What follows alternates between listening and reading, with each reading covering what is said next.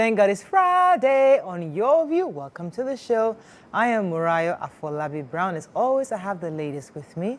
Hello, Obiajulu Ugbo. How are you doing today? Excellent morning, ladies. I'm doing amazing. We're dressed almost alike. Yeah, so we're in sync. So yesterday, Topware gave me a fantastic idea that I want to implement. And that means that my diaspora fans, I'm coming to meet you guys. So if you are in the UK, you are in France, you are in the US, and you want to buy human hair, you want to buy wigs, just send me a DM, let me know. I'll be bringing it, you know, there for you. Directly. You're getting celebrity, what do they call it? Yes, personalized contacts, you know, come pick up when I land. So UK, France, and US, please send me a DM. I will be coming with your wigs. But that means you would sort out what you want, you pay me, and then I bring it down. Nice. So also use it as a point of meet and greet as well when you come to pick up. So I'll be seeing you guys soon. Yeah, fantastic. How are you doing, Tokwe? I'm good. Very happy. And because I've realized what the problem was. Yesterday I discovered it was not any problem. I was not marketing. So now I am marketing on a daily basis. Yeah. And so you get a bill from TVC. So I think when I realized something that when I went to the UK and the US, I opened accounts so that people can pay me. And while I was there, a month after, I was getting payment. But it's like people that live there have forgotten that I still sell. We have not gotten payment in 3 months from anybody. So I'm reminding you that you can buy property in Nigeria and pay in pounds and pay in dollars. Right there, convenient, and you buy property here. And I have promos on. So yeah. Anyways. Amazing. Hope you're not marketing today. Good morning. How are you doing, darling? Well, I'm marketing God because God has been faithful. You know, there's some health challenges in my family, and in the past few days, it's been sorted. So I'm so grateful to God. Oh, fantastic! The Almighty. Glory, glory. Hey, glory. Well, I have a public complaint. I'm going to complain about road today. So this is from Mr. Wale Ajewale Esquire. He's from my neighborhood where I grew up in. He said, Morel, please talk about the Ifako Road from Deeper Life Church to Mota Shopping Complex. Still bad. The road is really bad. It's been bad since forever. They fixed from Deeper Life all the way to New Garage, which was fixed. But from Deeper Life to Mota Shopping Complex, it's totally immotorable, and they need to urgently fix that road. We'll find out who is in charge and see what we can do, but definitely I have to add my voice. I've not been there in a year, and it was terrible. It has always been terrible. I don't even remember that road ever being fixed. So they should come and do something about it. All right, let's go on a quick break. When we come back, we go through the front pages of the papers. Stay with us. We'll be right back.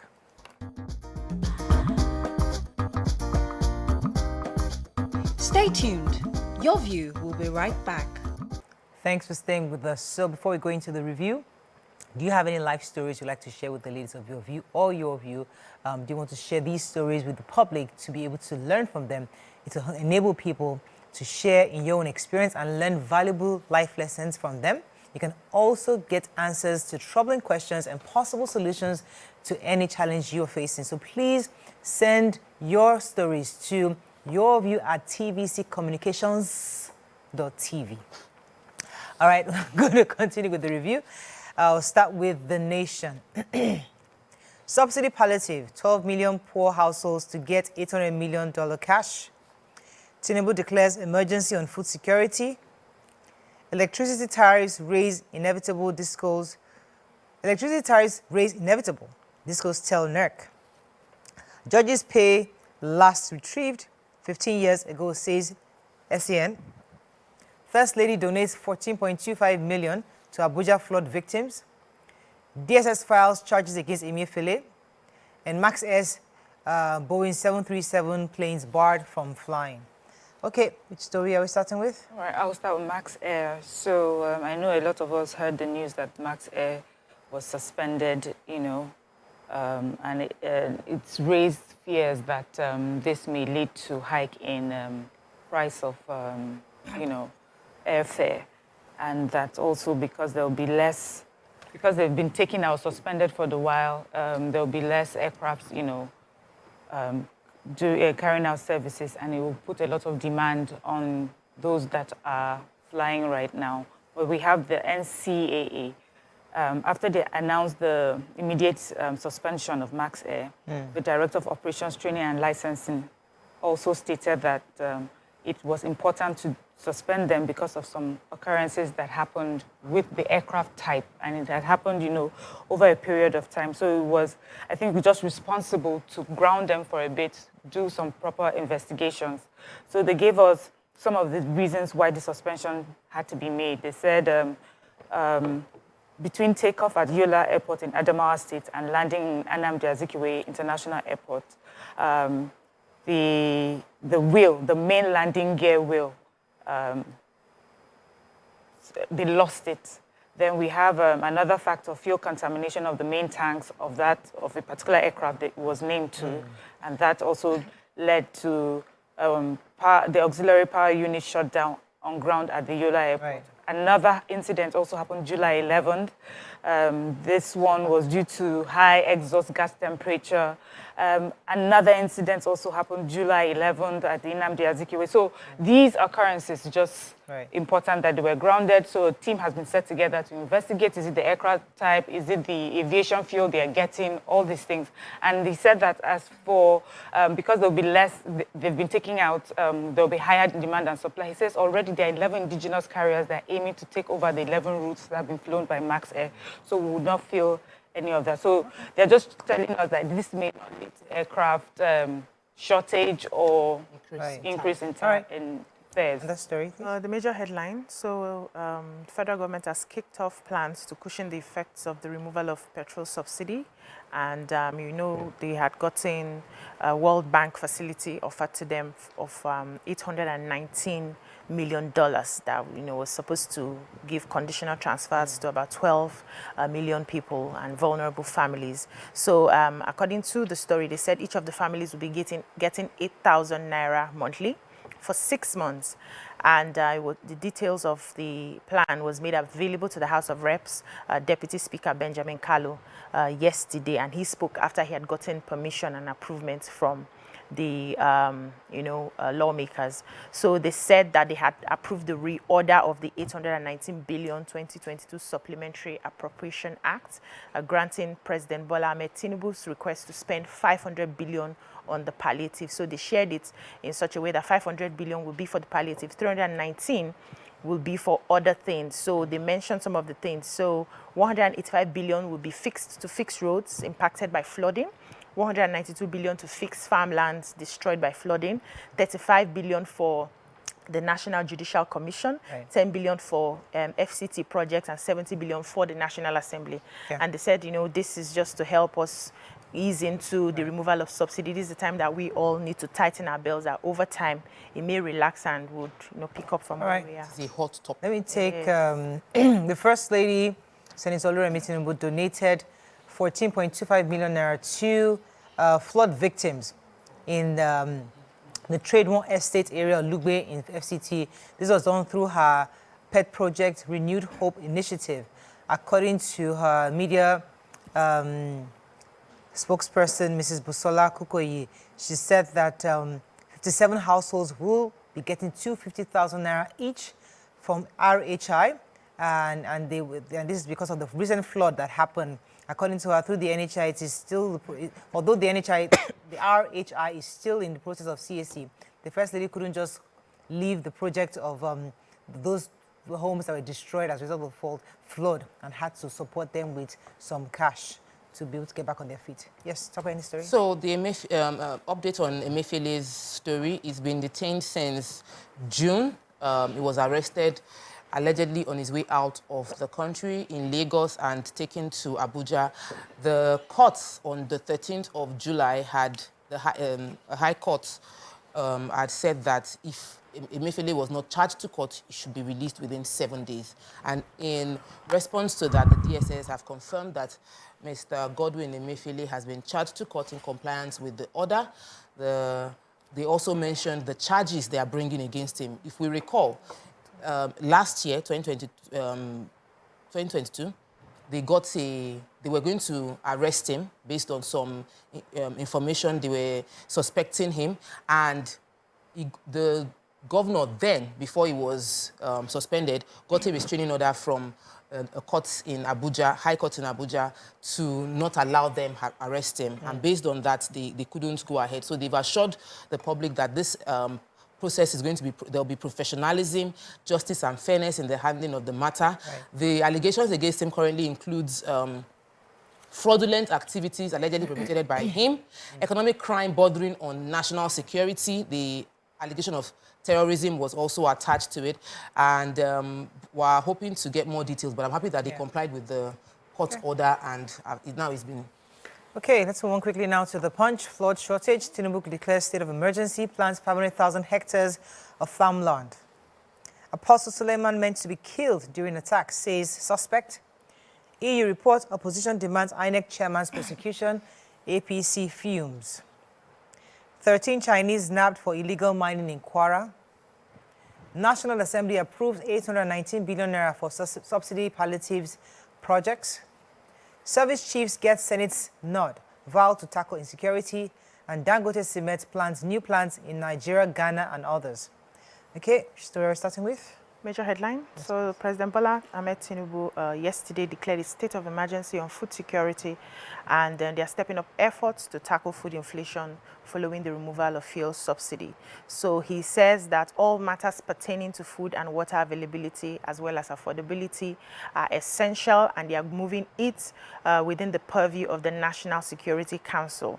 And they also ordered an immediate release of fertilizers and grains to farmers and households to mitigate the effect of the subsidy as well. So they are saying that so I quote now, Mr. President is not unmindful of the rising cost of food and how it affects the citizens. While availability is not a problem, affordability has been a major issue for many Nigerians in parts of the country. And they're trying to see how they can ramp up the fact that agriculture just gives 35.21% of employment in Nigeria. They're trying to see that this was a report as at 2021. They're trying to see how they can raise it up to 70%.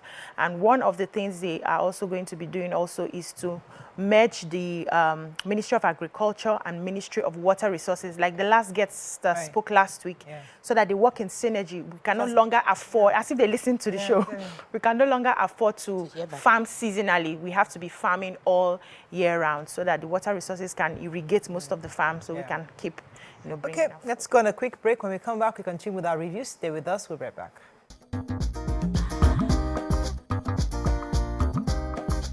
Stay tuned. Your View will be right back.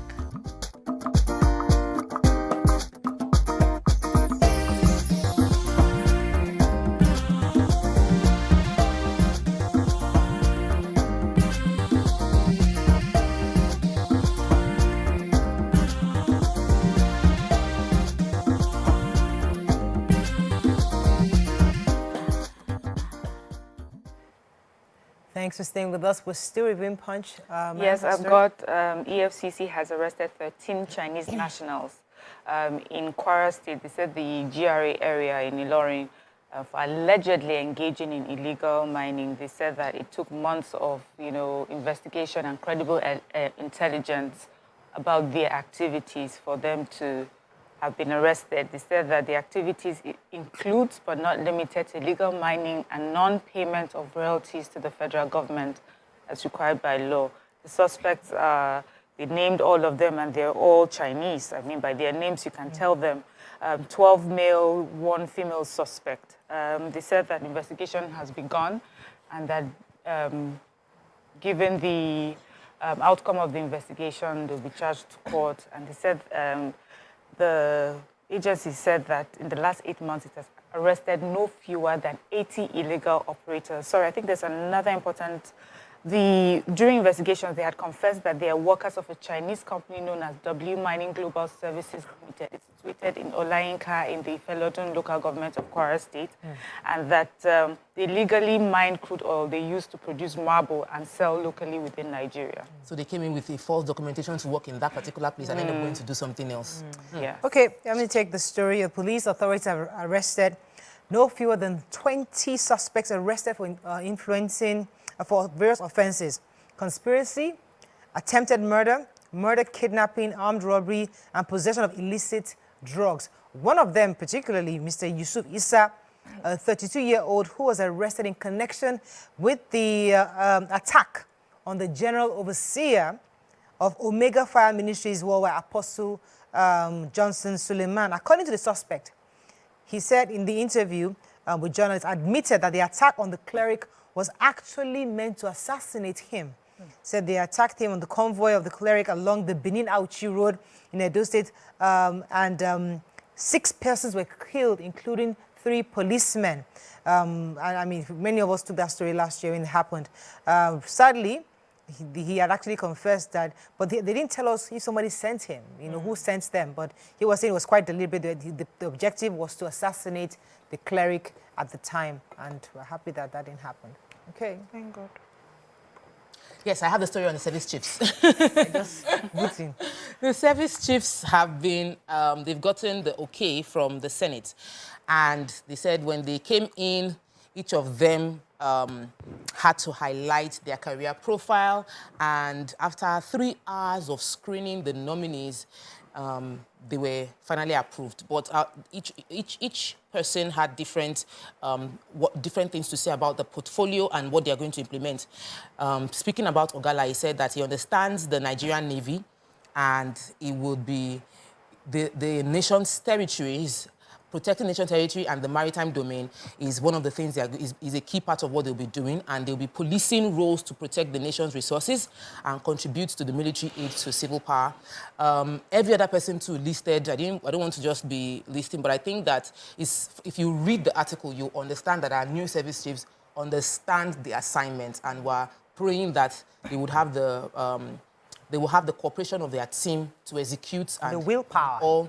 The willpower, I believe, some of them do, but you need your people to stay on the game with you. So I remember the Chief of Army Staff was saying that he needs the governors to cooperate with them. He's like, give us free hand. Yes. In certain regions, he was saying. I saw in the papers. Moving on quickly now to Daily Sun. National Assembly to get 70 billion naira.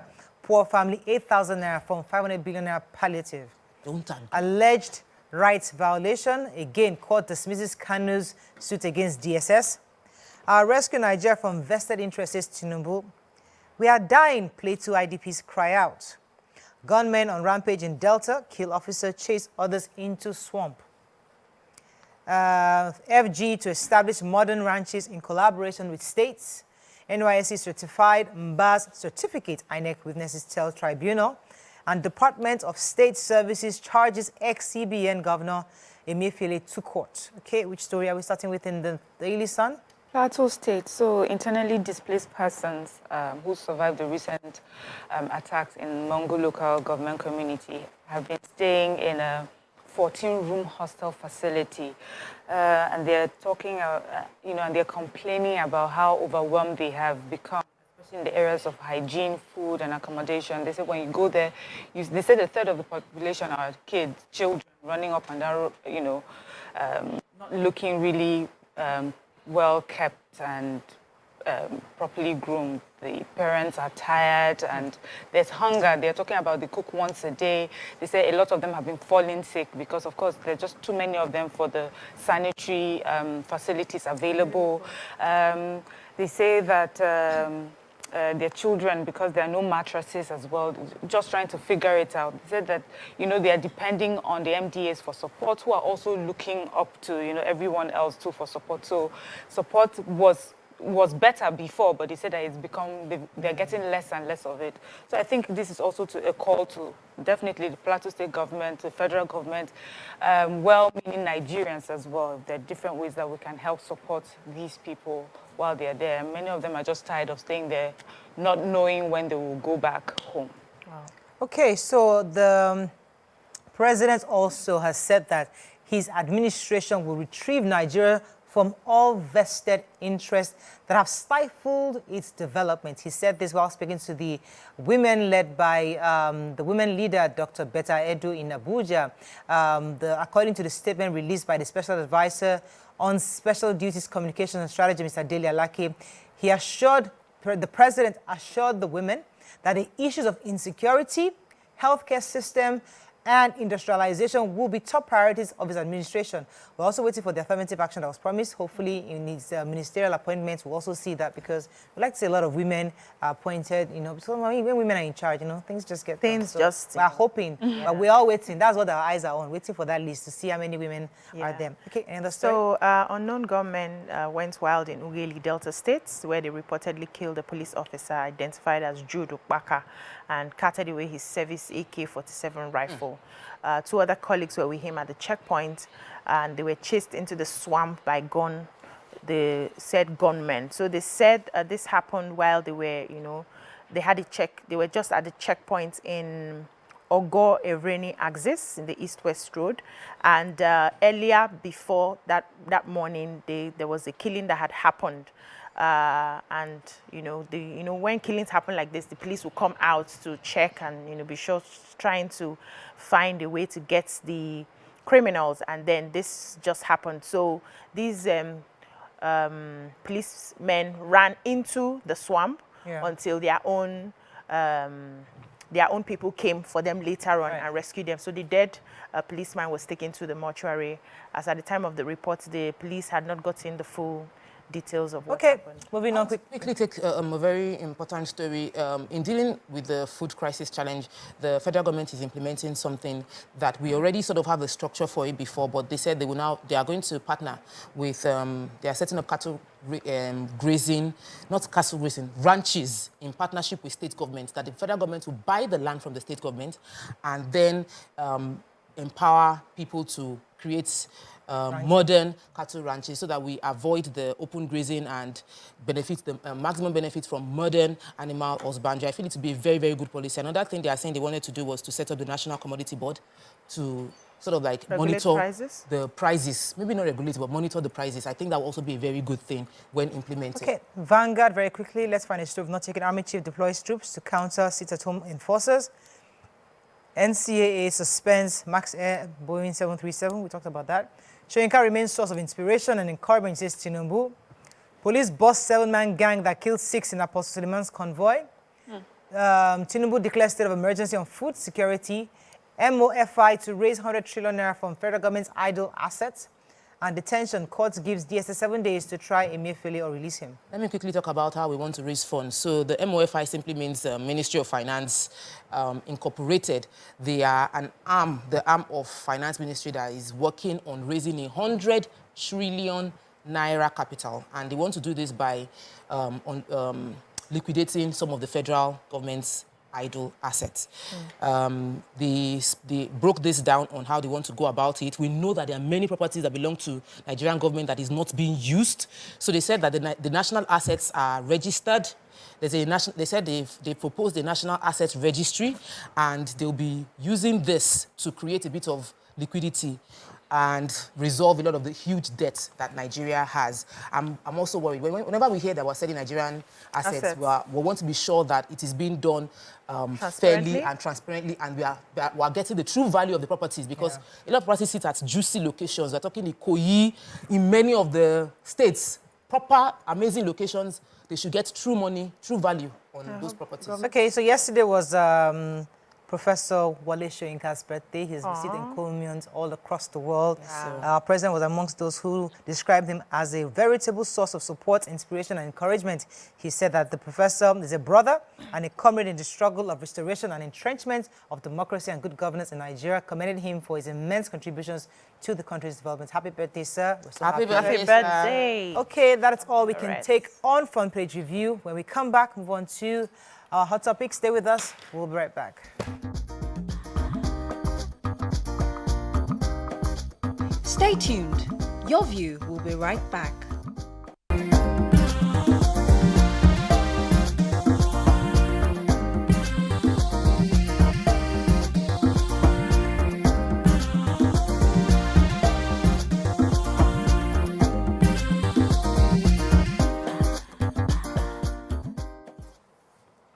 Thanks for staying with us. So a story caught our attention on social media, and we thought it was interesting to have a conversation around it, because we actually got quite a bit of comments on it.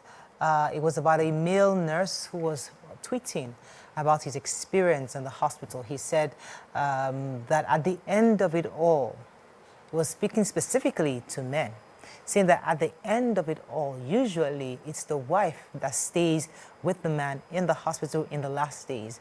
According to this person, children will come and go, friends and family will visit, but it's usually the wife that stays with you through the entire process. They're the one that ensure you get the best medical care that is available to you.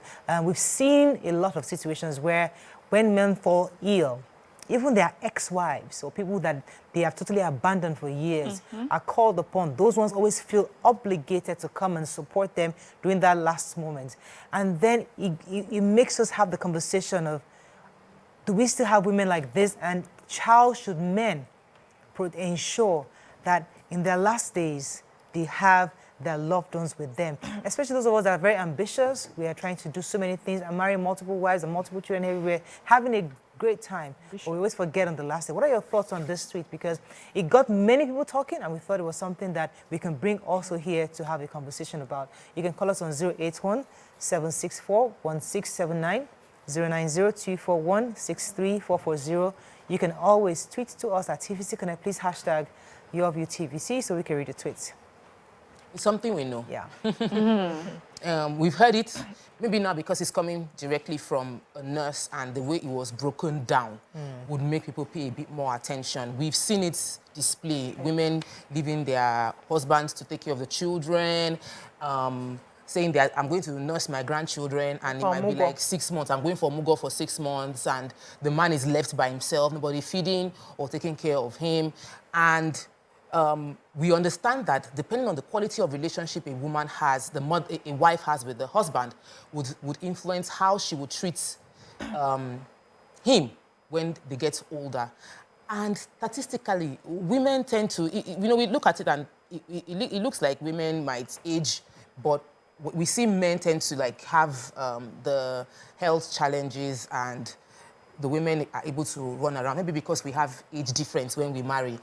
People are like 10 years apart, 6 years apart, so the man might get older and have some complications while the woman is stronger and meant to nurse the man. So this nurse mentioned something. He said that there are some wives that they would sit by the bedside and they would be harassing nurses and doctors to prefer quality treatments to their husband. Yeah. And some wives would sit there and they're like lackadaisical. They will not clean up the man if there is need. And if family members come, they'll be like, you cannot force me, you can't compel them, but they will be there. And the fact that a lot of children will visit and go. Because they have their lives. Because they have their lives to live. So who will stay with you long term? Reminds me of what Rayo's husband said in one of the interviews I watched long ago, and I can never forget it. He said, your family is your last defense. Last line of defense. Last line of defense. Your family is your last. For me, husband and wife, each other is your last line of defense. If anything happens, are you sure that you are married to someone that would have your back, that would be willing to give it up for you, give up their career, give up their time to nurse you back to health? God forbid an accident happens. Do you have the relationship you have with your partner now? Is a relationship that if anything happens to you, your partner would make the sacrifices necessary to nurse you back to health? That's a very, very important question, male and female, to answer. To ask yourself. Interesting. Mary, want to jump in? Yes, the message is really for men. He was saying that sometimes we see men brag about misbehavior. Oh, I'm counseling this woman here, counseling this woman there, mistreating the wife at home, not paying enough attention at home. And you're seen as the don amongst your friends, and you think you've gotten away with it until such a time as this. And then you're now leaning on the people that you have treated badly in the days of your youth or in the days that you had strength, you had money. And you hope that that person is unconditionally kind towards you, even though you're undeserving of it. You're hoping that this person is almost like God that would show you mercy even when you're undeserving. It's important that men hear these stories because I feel that young men don't really hear these stories. They hear the stories of how this one, he married his second wife on top of him. If she talked too much, marry 5 on top of him. You know, those are the stories they hear to ginger them, but they don't hear this part of it. And I'm happy that he's brought it. And it's also good that it's from a male perspective. Because many times when we talk as women is that we're talking too much. Oh, it's her jealousy that is making her talk. And I think that this will make a lot of people pay attention. It was also interesting to note the comments. A lot of people, it happened to them. You know, many people were able to relate to this story one way or the other. We know of stories. I know of someone who, when he was really ill, they went to go and dig up the ex-wife from somewhere. This person had not been in her life for many years. He had so many girlfriends left, right, and center. You know, her children begged her, "Mommy, please just stay with him, just stay with him." That's how, in his last years, she stayed with him and took care of him for the sake of her children. But you may be unlucky, you may have children that don't even care for you because you did not show them any form of care or responsibility while you were strong and able to. So this is a case of you reap what you sow. How and what are you sowing in your marriage relationship? How and what are you sowing in the way that you treat your spouse? Because the children are watching, the children are observing, the children are assimilating. Even though sometimes women like to hide some of the bad things their husbands do to them because they don't want the children to know. Your children are very much connected to you, first of all, even before the man. They can sense from your mood that something is wrong. And they are making their own judgments. They are making their own opinions. They are, you know, keeping those things. It's tucked away. Sometimes you look back and like, do you know that this man, as rich as he was, immediately he fell. His children abandoned him. And you're wondering why would the children, he sent them to the best schools. But because of those things that they had assimilated subconsciously, it just happens that they don't really care. It could also be that they have seen you not care towards their mom. They have seen you not care towards your own parents. And it's normal. Once we finish, everybody finds their life and we move on. So men need to be careful. I have seen this play out so many times. You know? See, let me tell you something my husband always says. When I come up with, you know, my ideas come seasonally. I'll just think of one thing. I say, brother, come and support me. You say, I will support you. I will support you. I'm sure he has said it to you people. So that it's not when I can no longer shine, I can no longer do bragado. You now tell me that's how you do not allow me shine. That's how and you now start dealing with me. Will it make you happy? Let's go. And he said he does it purposely because he has seen this play out so many times where, and you know, women know how to internalize and start building resentment. A woman can be with you for 20 years. She's waiting for you at Amen Junction. When you get there, she will show her colors because she has suffered, you know, all through in silence, just trying to make sure that these kids grow up and everything. So men really need to be careful. Men need to be watchful. Men need to be more open.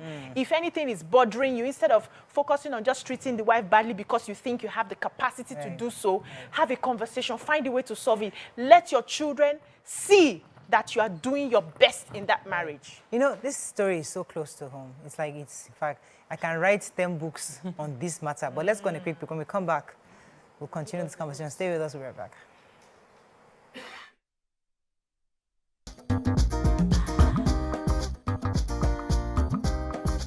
Stay tuned. Your View will be right back.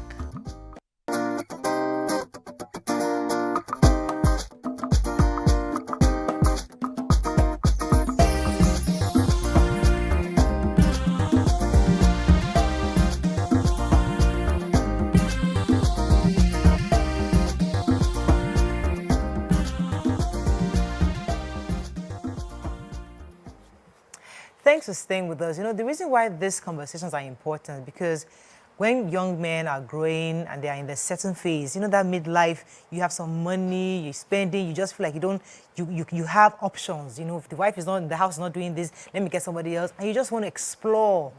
But you must always remember and calculate this exploring that you're doing because of what it will end up being. There's so many stories around me, around people I know, uncles, aunties. Everybody has one story or the other.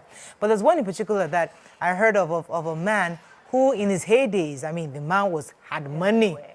First, he had a child with one woman, dumped her, had a child with another woman, dumped her, the kids were there, had another third one, dumped them. You know, at some point, he finally married one.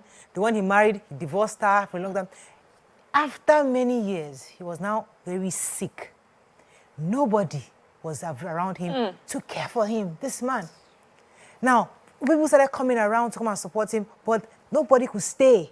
He needed a woman to stay with him. Nobody. They're not bringing all sort of funny people around to be, to be nursing and clean. It was just some. I mean, I heard that eventually one of his female former girlfriends now showed up, but she didn't show up with love and care. She showed up with, when are they to move the plug? I beg, let us know what's going on. I want to get out of here.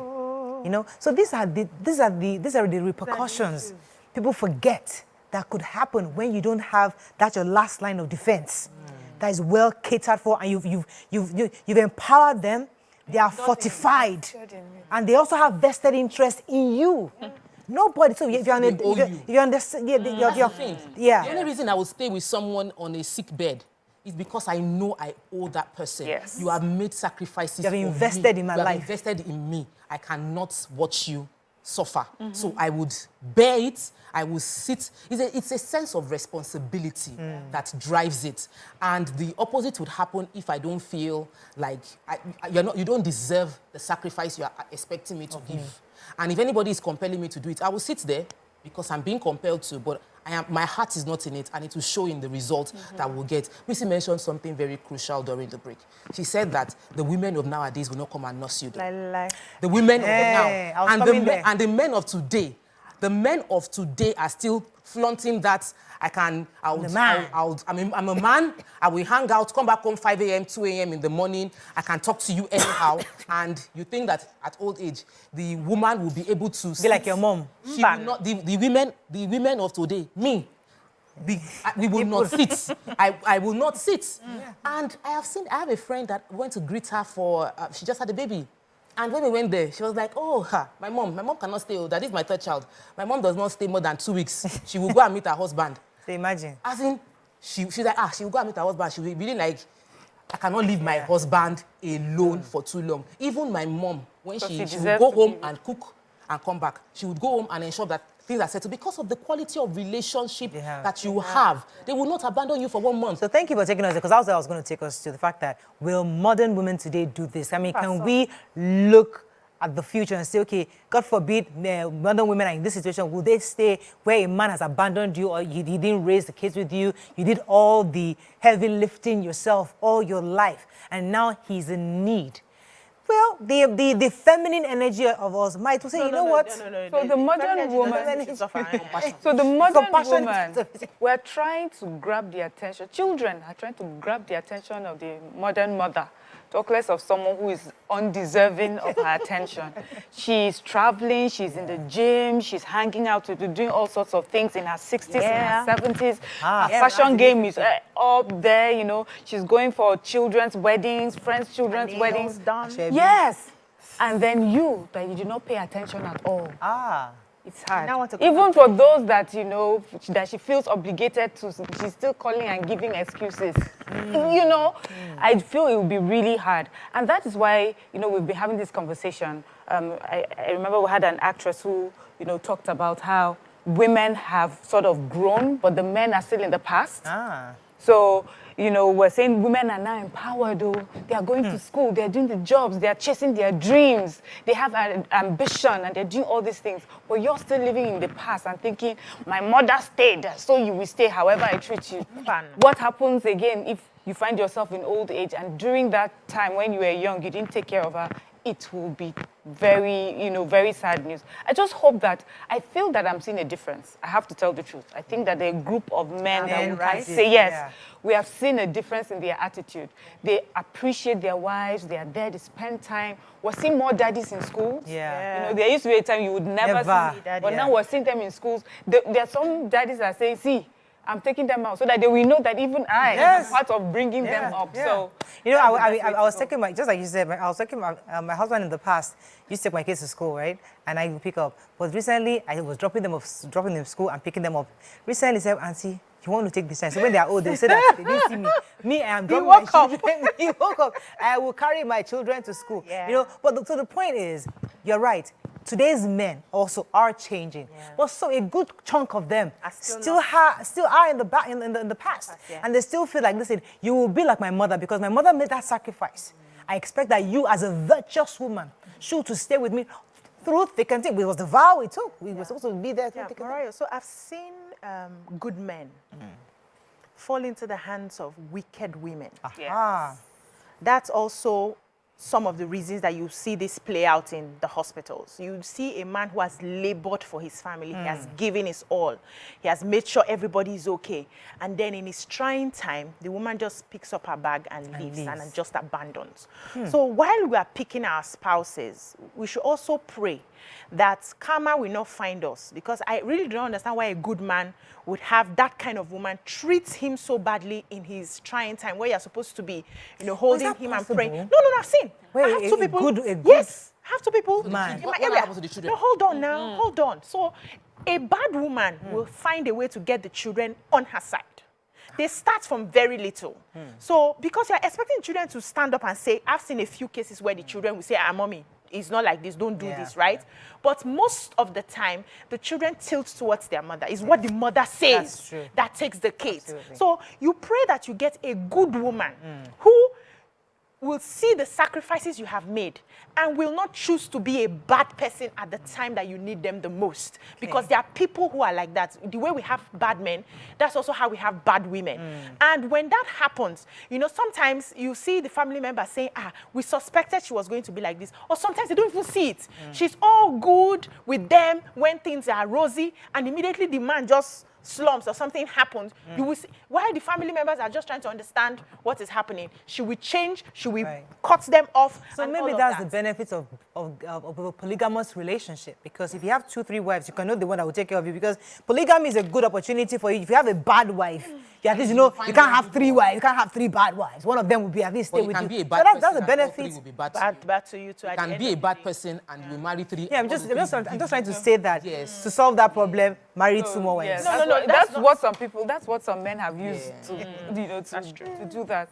But I also feel that everything we do bears seed, right? So if you do evil, if it's a good man, an honestly good person who ends up being with a bad wife, somehow the seed of his goodness will show up in the children, people around him, Yes, good and bad things happen to good people, but there's always a change of story. So even if he is not alive to see the goodness overcome evil, children may see it, and then the way the other person's story ends.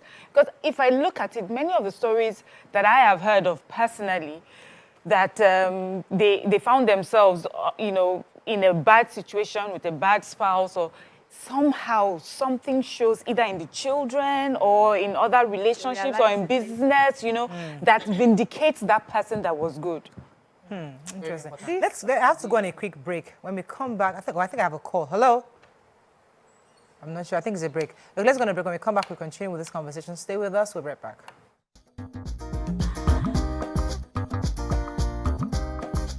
Stay tuned. Your View will be right back.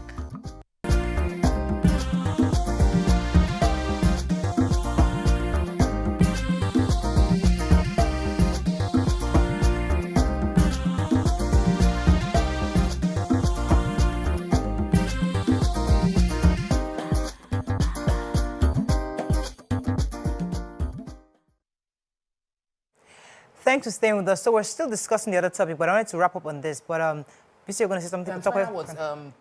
From my own perspective, is that I love what Beeccee said. Beeccee brought, and I mentioned earlier, but I like the way she said it, that there are wicked women and there are wicked men.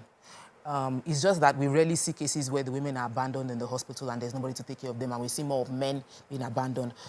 Sow the right seeds, in the words of Mariam, and you will reap the right fruits. Talking about, let me take Yusuf's call. Good morning, Yusuf. Are you there?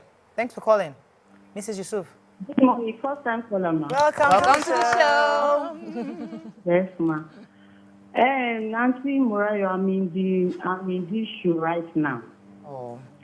My husband has been sick since last year. I've been sick.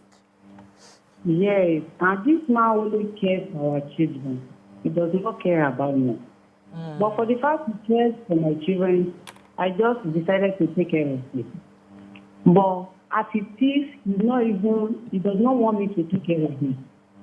Doesn't want you to what? He doesn't want to take care of him. Okay. Yes. He hates me to the extent that he does not want me to hear him. He does not want me to take care of him. Wow. Okay. How can we handle that? So why are you there? The children. So why are you taking care of him if he doesn't want you taking care of him? Yes. She's listening to the TV. Okay, Mrs. Yusuf, I really wanted to know why she... I thought you mentioned the children. She said Yeah. he was a good father. He took care Hello, of are you there? Mrs. Yusuf, can you hear me? I can hear you, ma. You are listening to the TV. Listen to the phone call, please. Why are you still Okay. taking care of him If he doesn't want you. if he doesn't want you taking care of him? I don't know. I believe he hates me. I don't know the reason.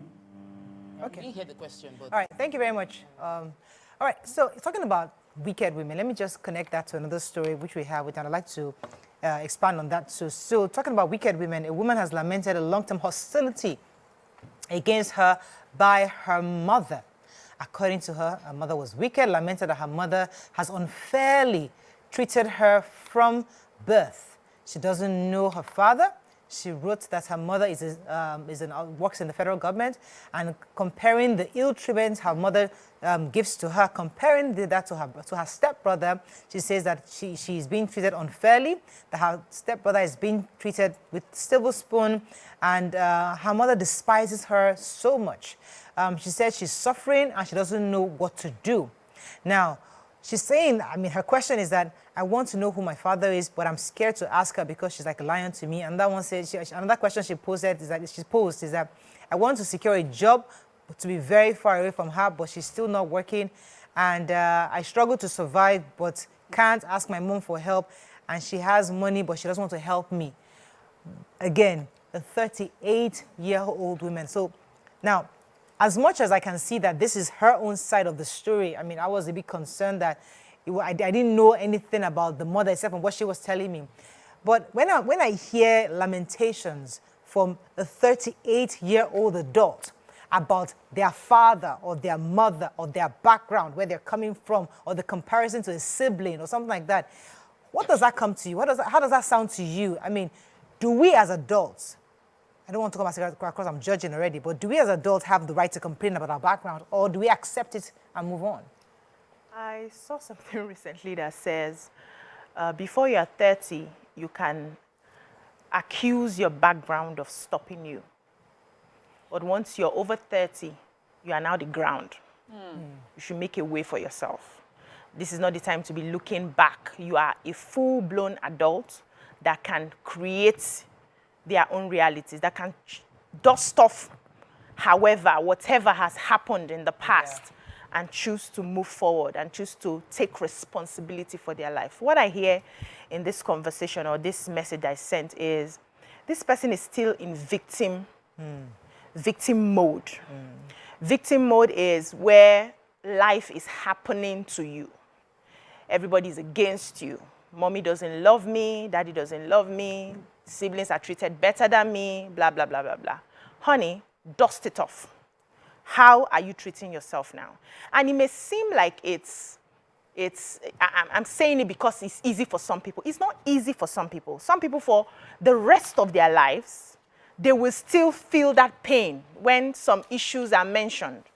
I still feel some pain from my background when certain subjects are brought up, when certain issues are mentioned. But I won't let that experience stop me from thinking for myself, stop me from choosing who I want to become. I am putting in the work because I'm looking at my life and I'm not looking at my past.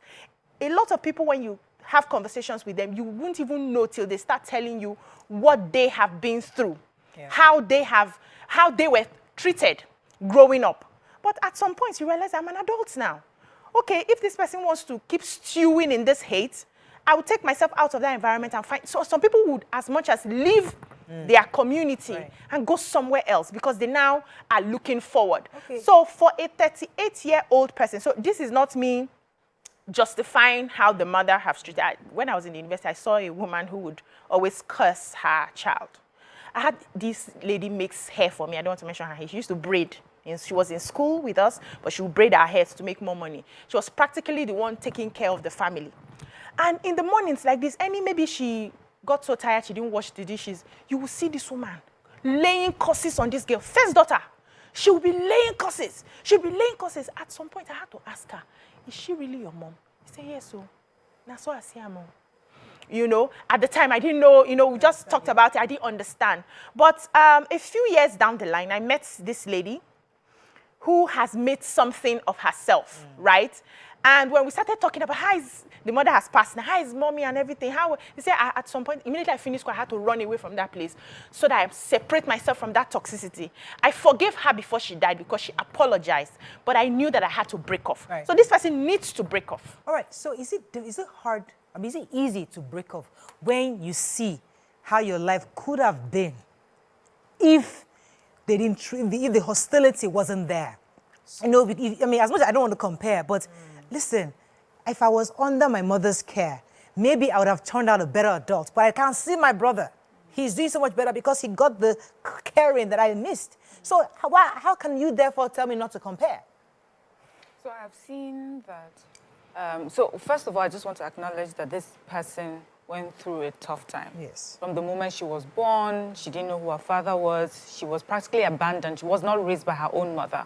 You know, so I understand that the foundation was tough and was hard.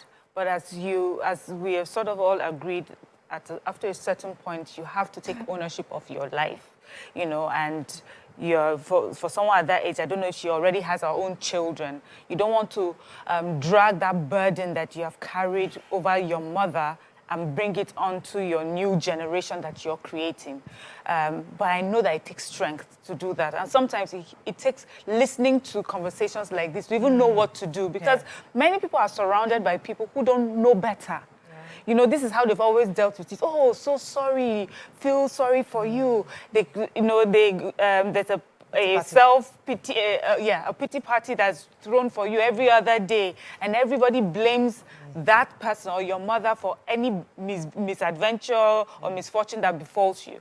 So you may be in that sort of community, but I'm hoping that you're listening to this conversation and know that you can take your life in your hands and forge a different path for yourself. But I also want to say that I find this common with people who hold on like this, with people who for some reason are looking at the person who had abandoned them, and maybe that person is wealthier. Because I've seen people who, if they've done so much better for themselves than the person that's abandoned them, is the one that's abandoned them that is now looking to them. Yes. So sometimes is it really about that relationship? Or is it the material things you think you would have gotten if you had that relationship? Some people will say, oh, if I find out I was adopted and find that GOTV that is my father, you know, the way, you know, it would be so painful. But if you're doing so well and then you find out that it's one man that's pushing a cart in the market that's your dad, you may not feel so bad. In fact, you'll be proud of yourself that you have created this life for yourself. So if you can, so if you look at it that way, ask yourself the truth. Is this really about what I think she can give me materially? Or mentally, emotionally, have I done well for myself? And can I carry myself and move on? Or is there a missing emotional void that she was supposed to meet that she didn't meet? No, that can be there. I'm saying that can be there, but is it such a void that it will stop you from getting on with your life? Dr. Let me hear your thoughts on this. So they say, there's a quote that I feel is the crux of this matter. Comparison is the thief of joy. So what is the real issue here is she's comparing her life with the life her stepbrother is getting.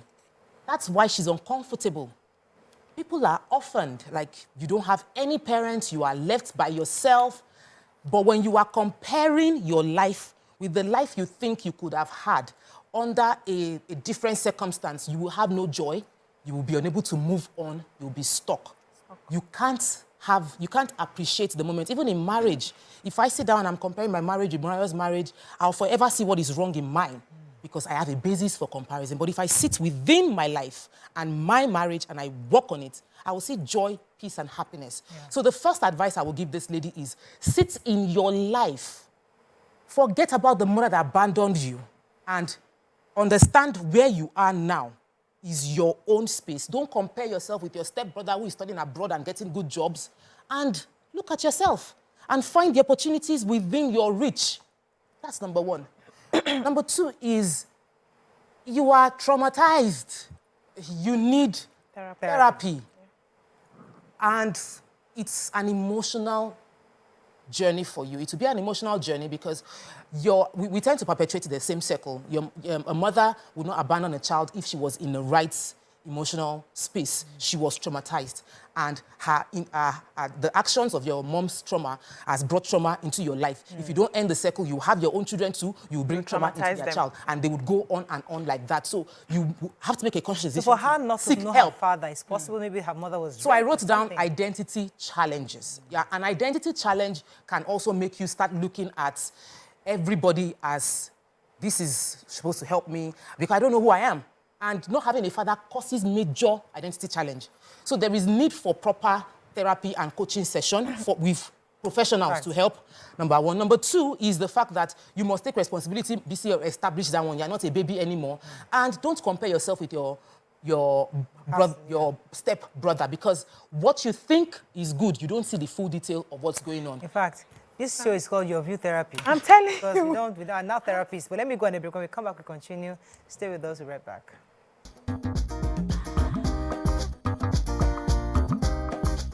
Stay tuned. Your View will be right back.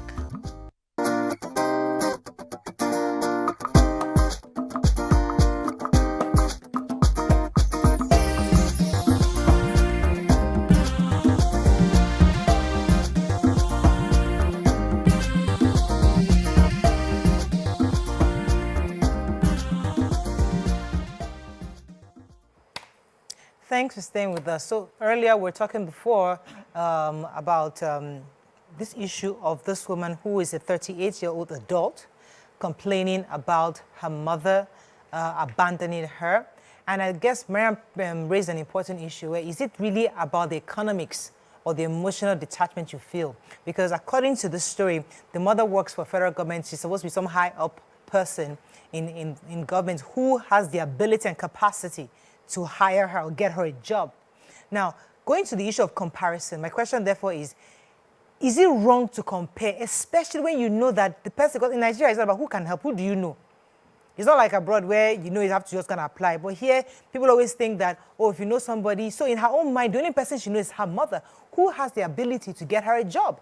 And she has focused on that opportunity as close as eye to any other thing. But therefore, are you saying that it's wrong for her to expect her mother to help her in that situation?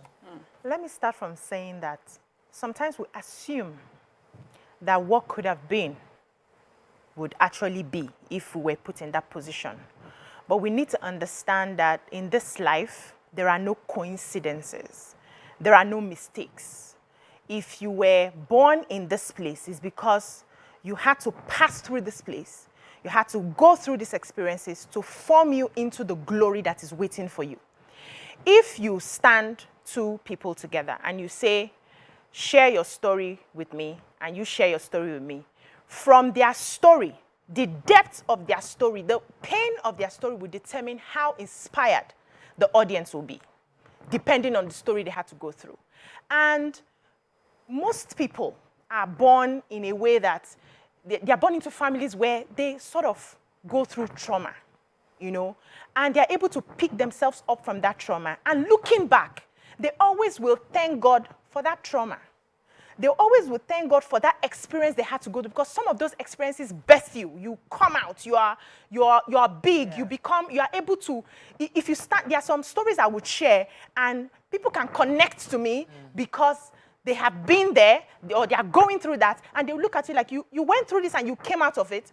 Let's look at Oprah, for instance. There was something I was watching with Oprah where she said she found it difficult to forgive her mother for a very long time. Her mother didn't raise her with love. And T.D. Jakes was explaining to her that she was expecting her mother, who probably had a cup of love, to give her a gallon. To give her a gallon, where she was a child with a gallon of love, right? So it's not about they have done this to me. It's about what strength am I supposed to get from this? Yeah. And how do I use this in a way that I am better for it and I can inspire more people? Let me take she needs to go back. Okay, take your call, please. Mobile from Ikorodu. Thanks for calling. Yeah. Good morning, ladies. Good morning, sir.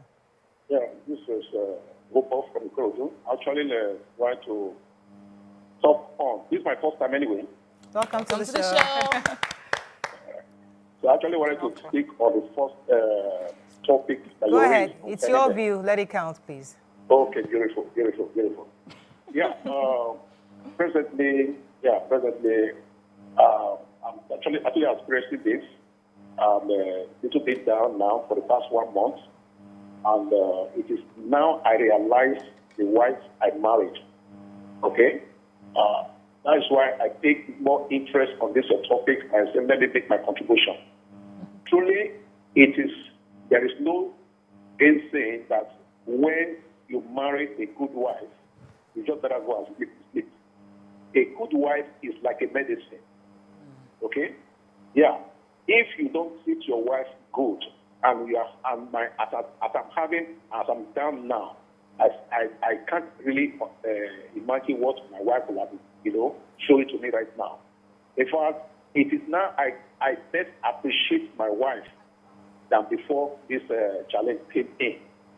But I just want to let you, just to contribute to what you are saying. Right. Truly, what you are discussing is real.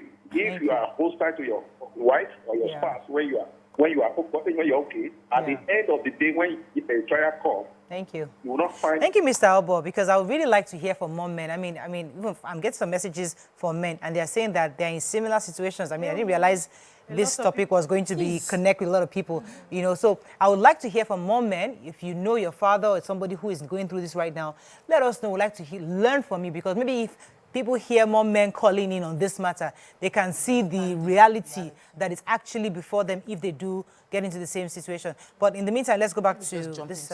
So concerning the story of the lady we are talking about, there's a bit of, we have a culture of entitlement in Nigeria. We expect that my parents should send me to school. Maybe if they have money, they should rent a house for me, buy me a car, send me abroad for trips. And it's an expectation, and it's from childhood. People grow up expecting, my parents always do this thing for me, so they should continue doing it for me. And sometimes, as parents, we need to help nip it. So I have kids that my kids will ask me for something, and I'll be like, I don't owe you. This is not, I don't owe you this. What I owe you is for you to eat well. Any other snack and flexing, those are fringe benefits that can come based on my good mood. You're not entitled to it. You're not hungry. And sometimes it is a case of, I should travel abroad or I should fly first class. You are traveling abroad, you're complaining about not flying first class. You're a small child, a teenager. You say you don't want iPhone, you want iPhone latest. Entitlement is a culture. And we need to, parenting needs to help to nip it. And if you become an adult with that mindset, then your view will teach you to stop it. Talking about entitlement, okay, let me just, sorry to pause you. Even something as basic as that I get all the time, being internship in TVC, for example, is the first when somebody calls, I get calls almost every day.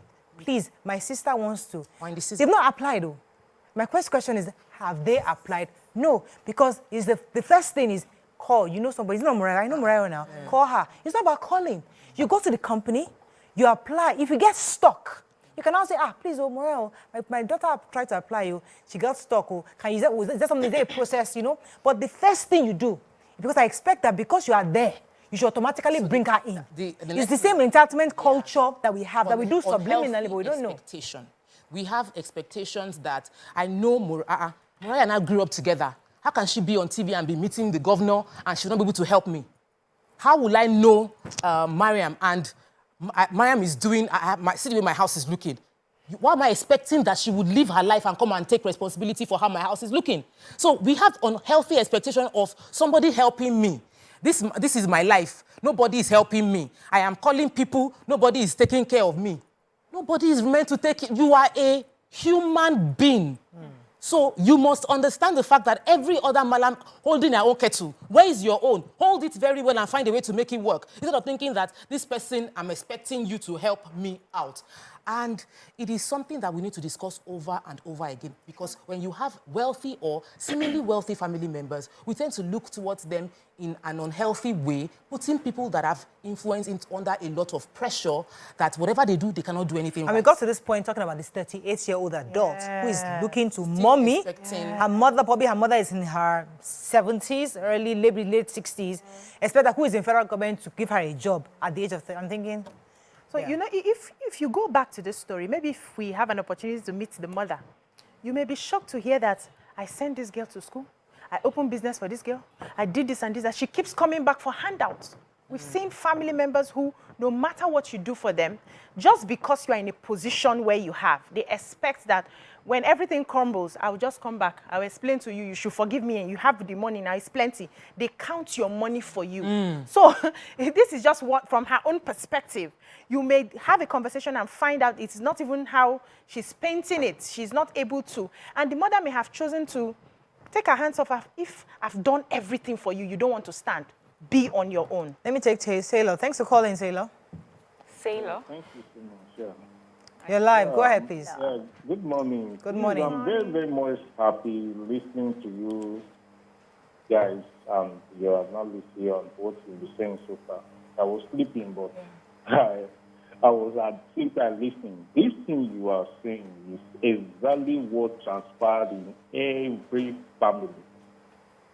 You know, people want to neglect or want to be ignorant of the fact that the future has a very important role, or in the future, that the future has a role to play when time comes. This thing does happen, like what one of you said, that is being done mostly by those who are more wealthier than the others, or who has more privilege than the other. At that point in time, they might see that, yes, this is it. I can do this. I can talk for social and social person. This thing. This is my own experience. My mother happened to be one in such. You understand? But as at that period in time, my mother would treat tenants the way she's not supposed to treat the tenant, and I would feel bad. You know, you injecting a tenant and throwing the tenant's things outside, you know, I feel so bad. And my elder brother was also who want to support her and all those things. So we keep on growing. I didn't really get it. Was a bit incoherent. Did you get it? I didn't get it. Thank you, Sailor, for sharing your thoughts. We didn't really get it 100%. Okay, you're going to say something. Some people on YouTube that were not talking at all about the woman. And I think that it might be the mother, that we should also talk about the mother, that a bit address the mother. And like Mariam just took the words out of my mouth. We can assume what she's thinking, but we don't know what the truth from our own perspective is. And besides, if it was an 18-year-old girl that sent this, probably our comments would likely be a totally different, will go a different way. But because we feel like the person sharing this is old enough to make a decision to seek therapy, seek help, would advise in the line that still is, rather than castigating a mother that we don't know. Yeah, Farida from Sokoto, thanks for calling. Hello, Farida. Hello, I think I lost that call. All right, so I mean, this is a really, really tough situation to really. I mean, I'm happy that people have started sending in their stories, which is great. I mean, that's what we wanted to do, where we're actually dealing with people's life stories. I think we've practically summarized this and helped this lady the best we can. But as you said, if it was a younger person, maybe the advice might be slightly better. But because she's an adult, different. You know, but because she's an adult, that's why it seems like we're being hard on her to get the grip on her life, you know, so to move forward. Let me let you have the final words on this. Okay, Mary. Yes, I was going to say that some situations where I've seen this happen, person takes themselves out of that community or out of that vicinity or anything that sort of reminds them of that person, so that they can go and, you know, get strength from being far away from what they feel is toxic or was not helping them. So for her, I'm believing that she may still be surrounded by people who are in her ears telling her how you know, all the things that could have been if her mother was in her life. It may even, to her right now, she may think that this is the better support or a good support system. I would advise that she takes herself out of that area and starts again. I see how church has helped some people in areas like that. The way she describes herself looks like she may not be able to afford to pay for therapy or something like that. Involve yourself in church activities or, you know, whatever religious activities that you believe in. Involve yourself in that. Get a job, do something, get up and go somewhere and just focus on only building yourself, and God will bless All right. you as you We have to wrap up on this, but we just got a message from the lady herself. She said that I'm not after her material things. I struggle all my life alone. All I'm asking is if she can help me get a job because she can. I tried getting a job after, but I lost one but couldn't. So again, it's the same thing. It's the same money thing. I'm The looking mother, for. if the mother wasn't there, what if the mother was late? Wouldn't she have gotten a job herself? So okay, let me pause you. Let me take Hassan and I'll come to you for final words. Hassan, are you there? Yeah, I'm here. Thanks for calling. Go ahead, please. Look, please, this is an interesting topic, but one thing is very clear. I'm seeing one-sided to the story. We have good and wonderful husbands. We have good and wonderful wives. You understand? I knew of a woman that abandoned her caring husband at a critical stage of his life. I knew. And the man single-handedly trained his children throughout. She abandoned the man throughout the matrimony. This is a woman. So, you see, looking at it from the angle of, I will deal with you when you are old. Yes, there's an age gap.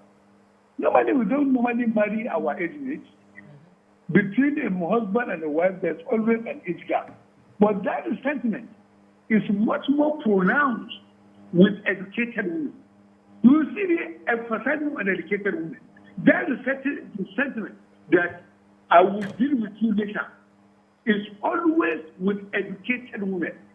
And we should always try to erase it for our memory. We should allow things to go. We should be forgiven. That is the best thing in marriage. Because I see no reason why you should be in marriage and still not grudges against your husband.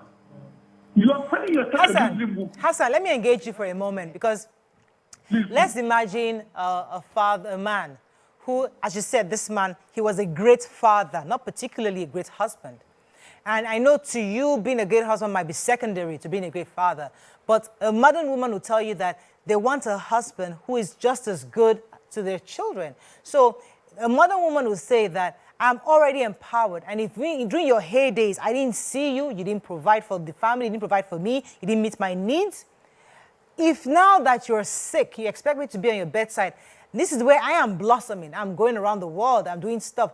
I won't sit down next to you if you are not there for me because, as Tokba said earlier, I feel you have invested in me as a spouse, and therefore I owe you to invest in you on your sickbed. So how do you think a modern woman will be happy to stay by her husband's sickbed when he never invested anything in her emotionally? Madam, you see, let me be very, very frank with you. In most cases, it is not so. There's no way you can take care of your children without taking care of the mother of the children. That's the message too. Okay, Wait. Tokba, please. Don't worry. Let me say it the way I know it. I know you will say something. Allow me to talk now. Allow me to talk. You see, let me tell you one thing. All this kind of a thing, some people are uncontented. We have them in men. We have them in women. Yeah. I have a friend, Morale. I told him that, look, we always talk that women about. Why in this instance of you, my friend, you are a bad man to your wife. I said it. You understand? You see, let me tell you one thing. It is not about neither here nor here. You understand? We have good people all over the place. I see no reason why you should remain in marriage and have that kind of resentment in you that when the time comes, I will deal with you. I don't believe in it. All right, point taken, Hassan. Thank you so much. Beeccee. Yeah, so back to our other story that we're wrapping up on. I just want people to understand that everybody is doing the best that they can with the resources available to them. We would always work from a place of our awareness. A time may come where the woman realizes that, oh, I shouldn't have treated this child like this, I should have done it better, and you know they are called back when that awareness comes. But until that time, they may not see in their own little way. They are showing you they are giving you the best that they can give you. I've had conversations with people who felt their parents were not nice to them, you know, and when you talk to the parents, they're like, How can this person think like this? They will not start listening. I did this, I did that, I did that. But that's not how the child interprets what they are getting. So let's just, find that understanding and, like Miriam said, focus on yourself. You are the adult now. Start working, start building yourself. Maybe by the time you are built, she may come back and realize her mistake and apologize. We have to wrap on because I know she's still, interestingly, she's watching the show. I'm happy about that. So she's sending us updates and her final updates. So we may have to, if she's interested in not being anonymous, we can bring her on the show to have a proper conversation. But her last message is that I never depended on my mother. My mother never paid my school fees. Her younger sister did that. And my mother does that to people but will never do it to me. It's because of how Nigeria is. All the bank jobs I got them myself. I still hear mother. It was her mother's younger sister that paid her school fees. So it's still that need for, we said it needs a therapy. There's need for therapy. I think, or maybe she is also, the question I said, is it emotional or financial? And so maybe in her own way, she is emotional and she's using that finance as a way to get her mom to finally, engage her. Okay, our final caller on this, Daniel. Thanks for calling. Okay. Hello? Hello? Yes, we can hear you. Go ahead, please. Yes. I'm very happy to hear this program. You see, I passed through trauma. Do you hear me? Yes, we can hear you very clearly. Yes. My father married 2 wives. Yes. Before he come get to my mother. Okay. Mm-hmm. He don't even care about me. My mother born only me for him. Okay. But he don't even care for me. Right from my youth, I don't know how father treated love children, but I don't know from him. He treated me bad. It was my only mother take care of me until I grew up. Go to secondary school. After my secondary school, I see that my mom cannot take me to his high school. So I have to find my way. I told my mother that I'm going away from her because I don't want to disturb her again. Okay. So for now, I'm the one. I don't take care of my family. My family don't plenty first. You see this type of trauma when I pass through, and I don't think. In fact, when I grow up, when I go read this thing like this, if I think of what my father did to me, I'm very, very sorry for him. You see? So if your father needs you on his deathbed, you would not attend to him? He said? If your father needs him when he's in time of need, maybe he's sick and he needs you around him, would you be there with him? I'm very far from him. I'm very far away from him. Would you travel to meet him? Would you travel to see him? Would you ask him to come over to you? I used to travel to see him sometimes. Oh. No, he's dead now. Okay. For now, he's dead. Thank you, Daniel, for your story. So I guess more people are talking about our previous story, so which is fine. So I think maybe more Nigerians connect with that, but we'll wrap up on this second topic. That are calling in because it's very personal. The lady, based on the lady's comment, I think that we can give, since she's watching, give her a bit of, life is about perspective. How you look at something might help you see it. Imagine looking at your mom and not looking at the fact that she abandoned you, but looking at the fact that having you at that stage in her life was traumatic. Trauma for her. It was so traumatic that she did not want to raise you or have anything to do with you, that she could not even share with you who your father is. There are people that they are, maybe it's a rape case or incest or just imagine the most horrific sin and help you put a perspective to it that would make you be willing to forgive her so that you can let it go. Because if you don't do that, you are unable to move on. Sometimes when you are holding on to something, you cannot receive anything new in your life. You might be losing those jobs because your hands are tied. Like you will get the job, but you will not be able to take advantage. You might be the first they will let go of. But if you are able to release her and find a way to let it go, even without her, imagine somebody that was raped and never, ever got apology from that person. So you must put yourself in that situation like, this woman will never, ever change her mind. She will never, whatever happened to bring me into her life is so gruesome that I will never get a sorry from her. So imagine it was incest. Your mother might just never want to talk to you. Okay. And based on that, give yourself the permission to release yourself so that you will get something better to come into your life without her. Mariam, I'll come to you in a second. Please let me take Prophet Kehinde. He's been waiting for a minute. Prophet Kehinde, thanks for calling. You see, you are ironing a very interesting topic. Okay. I have a lot of time to contribute to your program because I'm a fan of your view. Thank you, sir. Thank you, sir. So you people are doing a great job. Thank You see, in this experience, I have the experience. My father abandoned me. But when he was very, very sick, I am there for him. I have to go to Abeokuta in Owu to go and take care of him until he's dead. He abandoned me. We abandoned my mom. My mom is the one taking care of us. We left Kanu to Lagos. So, if sometimes it happened to men abandon a woman, it happened to woman abandon his man. Yeah. But we cannot pay tit for tat. Me, I came out from Muslim home, Muslim family, polygamous home. My father was taking care of other children. But me now, I have my former wife, has a son for me, but I couldn't abandon my son. I take care of my son. I took him to school. Now he's no more with me. He's with our mother, with his mother. So I am my second wife. I'm taking care of my children, and I did not pay what happened to me. I did not pay it back to my own children. Fantastic.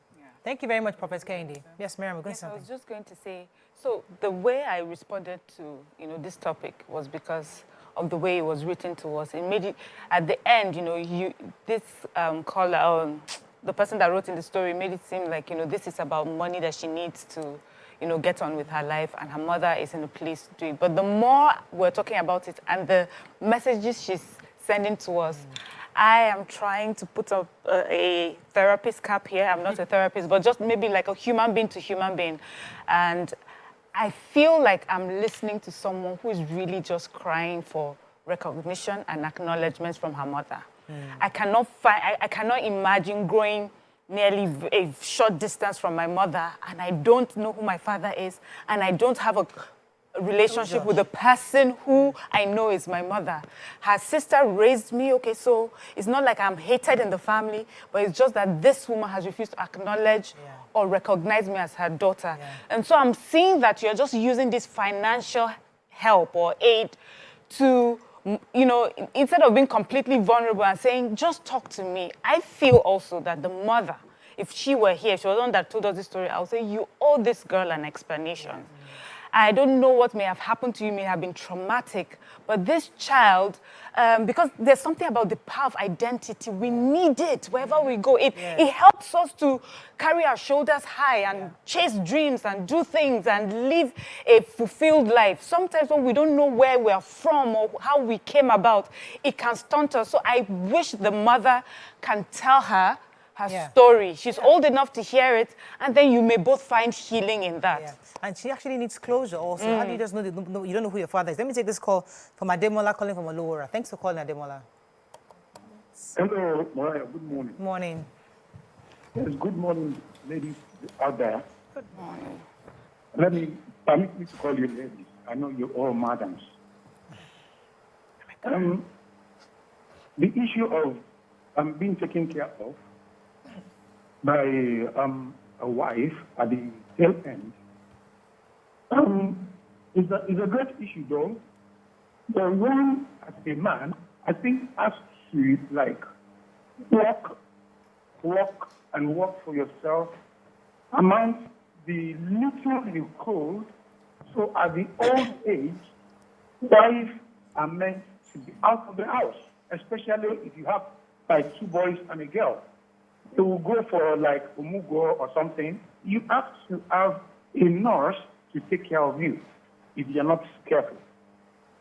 No matter how hard you try at the first time of your life to take care of both the woman and the children, the woman will not be at fault.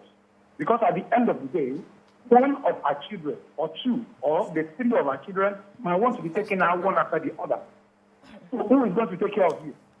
All right. If you We have lots of comments. So many comments are coming. Social media comments are Let busy. me just say something that we all need closure, right? But we may not get it. And there's nothing we can do about it if the person on the other side is refusing to get into that space where they want to give you closure. Then what do? You can't wait on another person's decision to live your life. So you can give yourself closure. There's something we do in therapy, if she gets to therapy, by the grace of God, because I really think she needs that. She would sit down and get a seat opposite her and assume it's her mother that is there. There's something they call it in therapy. And then she would speak to that imagination, pour out her mind. Then she would sit still and pretend to hear whatever it is the person wants to say. Sometimes insights could come. However it is, she will make peace. She will forgive. Tokpe was very right in saying that the holding back could also be stopping her because she's still stewing in the thoughts of what could have been. This woman has an opportunity to help, this, that. Your thoughts are your vibrations. She's vibrating in that space, and she will only attract experiences in that space. She can't keep doing this for the rest of her life, waiting for somebody else to make up their mind to come and say, I'm sorry. Right? I'm sure if the mother comes to say, now I see you, I'm sorry, she'll be fine, right? What if the mother never gets there? What if the mother never does that all her life? Will she now suspend everything she's supposed to be just because she's waiting for that, I'm sorry? So she needs to move on from it. She really needs to do this therapy to release her mother and release herself so that the universe can open for her. Absolutely. Yeah, Thank for her to thrive in whatever that she lays her hands. Let's give you comments And I on wish her social all media. the best. It's really painful. So many messages. Yeah, take a few. Corey Marker says people are heavily traumatized. Abandonment issues everywhere. Yeah. Then somebody said, this life no balance. So people should go and learn how to let go. It may take time, but let go and let God. Another person, Afsat said, my philosophy in life is that I came alone, I will go alone. While in the world, whoever deems it fit to be in my life and be ready to treat me well, I would let, irrespective of who you are. And irrespective of what I go through, I am unstoppable. Then Beeccee said, the issue is everywhere. A lot of people are going through this matter and family wahala. And a lot of advising the lady that sent us the message that she should really try and get therapy, saying that every child wants a mother's love, that even my own, when I'm not in the mood, they will still come to me for cuddle and won't leave me until I hug them. Yes, And I guess... Yeah, I just got a message. I said, my father abandoned my mother and I for 25 years. I never met him until when he was sick. My mother came back to take care of him, and we hated her for doing it. However, when he finally died, he left her everything he owned. That's economy. It's not, what if the woman was richer than everything that he owned? Yeah. What if everything he owns, one child can give it to... So it's not about that. And our difference. So let's just say in his last moments, he realized. What if he does not? What if he doesn't? And you know what we always say, well, we shouldn't pause our life because of what we're hoping will happen or what will. And we're all different. Or what Nollywood tells you would happen, because you just think that, oh, let's how the movies are made. Karma is coming. You might think that for a woman, somebody finds it easy to forgive, and they feel it in their spirit, like, I'm going to go and take care of this man, even though he abandoned us. Yes. Another person will be like, no matter what, I've forgiven you, but I'm not going to go there. Yes. And then I there's will a send you scenario. money, but I'll not go there. So there's also a scenario where people will tell you, I knew who this man was for the first 10 years of our lives. I don't know what happened to him since then. So for the first 10 years, that person I met, that's the person I'm going to go and be with, because right now... So there are different reasons why people go. But we're also talking to people who find themselves in a position where I don't want to go. Should you be feeling guilty that you're not going to someone who did not care for you? Because, you know, Hassan was just trying to say that there's some, like, why would you hold on to bitterness? Why didn't you leave the marriage? I hope Hassan remembers that there used to be a time that the kind of women we're talking about then, they're different. Women were not empowered. Their life depended on being in a marriage. the access to their children depended on being in that marriage. So you find women stayed back, not because they wanted to be there, they were filled with bitterness, but they were doing it because we're looking at other things. But now we have women who are not limited by those things and they can make choices. So that's what we're saying. Women have grown, but men need to catch up. Let me take Husseini from Port Harcourt. Good morning, Husseini. Thanks for calling. Hello. Yes, you're live. Go ahead, please. The issue, it has a different dimension because my case is a little bit different. I came from a Muslim home, and my father has about 3 wives. And because of that, during my school days, my father told every woman to take care of his children. My mother made me to go to school. And anything I do, my father hates it. And he does not want me to step near him.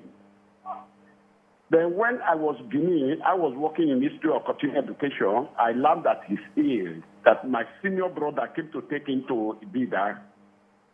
So what I did, I would just take an excuse from my office, then I now moved to Ibida to go and see him. And later, he was not responding to treatment. I asked them that I should bring him to Benin.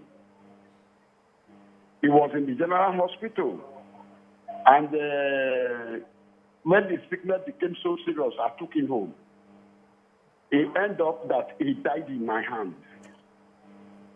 And I was responsible for the whole burial ceremony. Anybody that you know Edo North, you know how their burial is. See. And the last day, I knelt down on his grave. I said, Father, whatever you are lying down here, whatever I've done to you that make you to hate me, forgive me. And whatever you have done to me that will make me get angry about you, today I have forgiven you. I'm shivering. Yes. Thank you very much. Listening to. Thank you, Husseini, for sharing your story. Deal with it. Yeah.